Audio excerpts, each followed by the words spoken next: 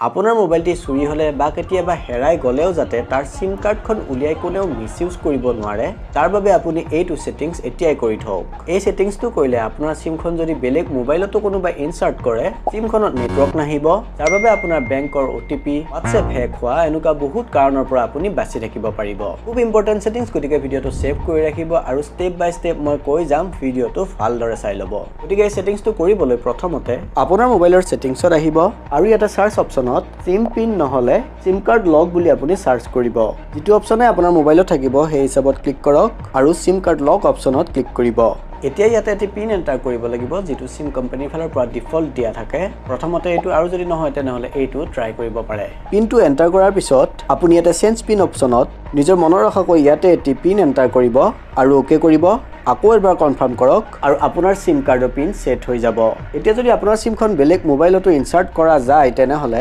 আপোনাৰ সিমত নেটৱৰ্কই নাহিব যেতিয়া ইয়াত সঠিক পিনটো এন্টাৰ কৰা যাব তেতিয়াহে সিমখনত নেটৱৰ্ক পাব এটা কথা মনত ৰাখিব যেতিয়া আপুনি প্ৰথমবাৰৰ বাবে পিন সেট কৰিব বা বেলেগেও যদি আপোনাৰ সিমত ভুলকৈ তিনিবাৰ পিন এন্টাৰ কৰে তেতিয়া আপোনাৰ সিমখনত পিউকে কোড এন্টাৰ কৰিব লাগিব যেটো আপুনি কাস্টমাৰ কেয়াৰত কল কৰি জানি ল'ব পাৰে যদি সিমখন সিকিউৰ কৰিব বিচাৰে তেনেহলে এই সেটিংসটো কৰি ল'ব ভিডিওটো লগৰবোৰৰ সৈতে শ্বেয়াৰ কৰি দিব আৰু এনে ধৰণৰ ভিডিও চাই থাকিবলৈ ফলো কৰি ল'ব